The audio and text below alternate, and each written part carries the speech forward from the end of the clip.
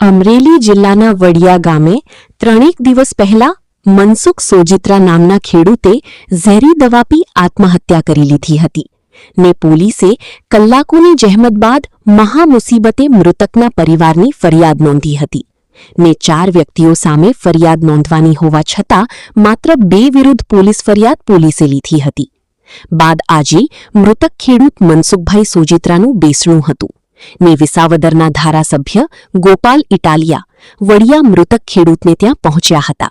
ત્યારે મૃતકના કુટુંબી ભાઈ જીવરાજભાઈ સોજિત્રાને પણ આવો જ એક પ્રશ્ન જમીનનો ગોપાલ ઇટાલિયા સમક્ષ રજૂ કર્યો હતો અને જીવરાજભાઈ સોજિત્રાની જમીનનો ગંભીર પ્રશ્ન રજૂ કર્યો હતો મામલતદાર અને પ્રાંત કલેક્ટર દ્વારા હુકુમ થયો હોવા છતાં તંત્ર દ્વારા છેલ્લા 3-4 વર્ષથી જમીનનો રસ્તો કરી ન આપતા જીવરાજભાઈ સોજિત્રા પણ ઝેરી દવા પી આત્મહત્યા કરશે તેવું ધારાસભ્ય ગોપાલ ઇટાલિયાને જણાવતા ધારાસભ્ય ગોપાલ ઇટાલિયાએ વડિયા મામલતદારને રૂબરૂ બોલાવી અને સમગ્ર હકીકત ખેડૂતે જણાવેલ હતી અન્યથા ખેડૂતે ઝેરી દવા પીને આત્મહત્યા કરવાની ચીમકી ગોપાલ ઇટાલિયાની સામે જ મામલતદારને આપી હતી ત્યારે મામલતદારી પણ 3-4 દિવસમાં જમીનના પ્રશ્નના નિરાકરણ કરવાની ખાતરી મામલતદાર યોગેશ બારડે આપી હતી ગોપાલ ઇટાલિયાએ ખેડૂતની વેદના અને ખેડૂતોના જમીનના પ્રશ્ને ખેડૂતોને આત્મહત્યા કરવી પડી અને હિન્દુ ખેડૂતોને પડતી યાતનાઓ અંગે સરકાર સમક્ષ પ્રહારો કર્યા હતા જ્યારે ગુજરાત તકના પત્રકાર ફારૂક કાદરીએ ખેડૂતોની આત્મહત્યા મુદ્દે વડિયા પહોંચ્યા તો ગઈકાલે ખેડૂતોની રેલીમાં કેમ ન પહોંચ્યા તેવા આકરા સવાલો પણ ગોપાલ ઇટાલિયાને કર્યા હતા ખેડૂત આંદોલન મુદ્દો આજ બેસણું હોવાથી બાકી રાખી નેક્સ્ટ ટાઈમ મળીએ ત્યારે જવાબ આપીશ તેવું જણાવીને જવાબ આપવાનું ટાળ્યું હતું રિપોર્ટર રાજુ કારિયા વડિયા અમરેલી જિલ્લાના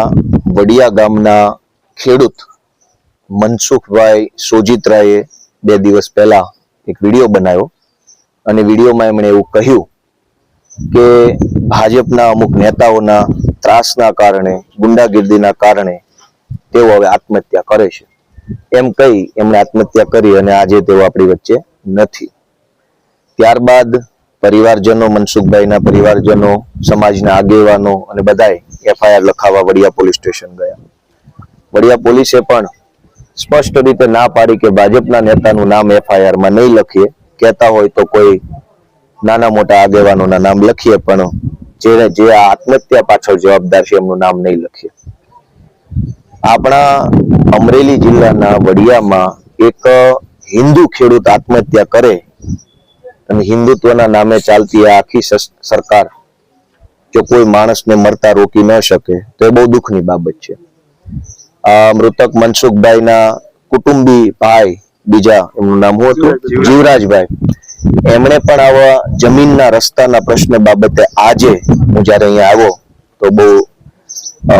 દુઃખી સ્વરે એમણે મને કીધું કે મારે પણ રસ્તાનો પ્રશ્ન છે અને મારે પણ હવે આત્મહત્યા કરવી પડે એવો મારે અત્યારે મને લાગે છે મેં એમને આશ્વાસન આપ્યું છે મામલતદારશ્રી સાથે રૂબરૂ વાત કરી અને રસ્તાના પ્રશ્નોમાં જે કાંઈ દાદાગીરી ભાજપના માણસો કરી રહ્યા છે એની સામે મામલતદારો કલેક્ટરો ડીવાયએસપીઓ આ બધા લોકો પણ સજાગ બની અને હિન્દુ ખેડૂતોને કંઈક મદદરૂપ બને એવી મેં આજે એમને જાણ કરી છે અને ટૂંક સમયમાં રસ્તાના પ્રશ્ન બાબતે મૃતક મનસુખભાઈ અને એમના કુટુંબી જે બીજા જીવરાજભાઈ છે બંનેના રસ્તા બાબતે વડિયા મામલતદાર નિરાકરણ લાવી રજૂઆત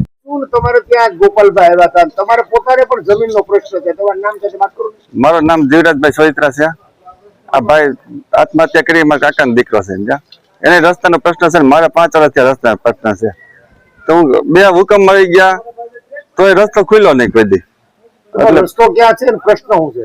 પ્રશ્ન રેલવેના ફાટકા છે આડું ગનારું થઈ ગયું ને એટલે રસ્તો બંધ થઈ ગયો છે તો હુકમ મળી ગયા 2 વખત પણ રસ્તો ખુલ્લો જ નહીં 5 વર્ષ ત્યારે થશું બધે જઈએ બધા ભાજપના નેતા પાસે તંત્રે હુકમ એ કે આ થઈ જાય તંત્રે હુકમ કર્યો રસ્તો ખુલ્લો કરવાનો સરકાર કે સરકારી દિવાલ છે ને રેલવે ની એ કોણ અમે પડદી કે સરકાર પડે તો થાય કે નહીં થાય એ કહેવાય તમે કોર્ટમાં વહી જાઓ કોર્ટમાં જાવ તો ત્યાં કેટલા વર્ષ કેસ લેતા લાગે રસ્તા વગર મારે હું દવા પીવી શું કરવું હોય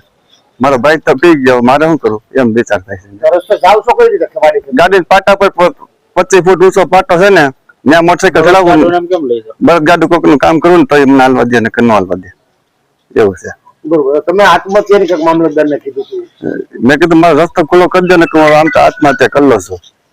2-3 દીમાં. શું લાગે તમને શું થશે હવે? હવે ખુલ્લા થાય તો ભલે, નહીં તો શું કરશો? હે નહીં તો શું? નકર આત્મહત્યા કરી લો, બીજું શું કરવું? કાં જમીન વેચવી પડે, કાંઈક તો કરવું પડશે જ ને. બે નિર્ણય છે એમ.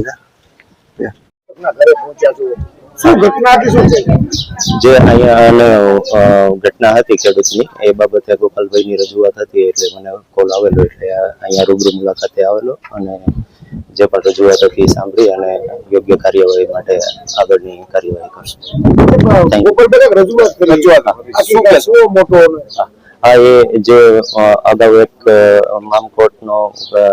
નિર્ણય આવેલો છે એને લાગુ કરવા બાબતે વાત થઈ છે અને જે અત્યારે જે આ ઘટના બનેલી છે એ બાબતે મામકોર્ટ અંતર્ગત જે કાર્યવાહી કરવાની થતી હશે એ લેવા માટે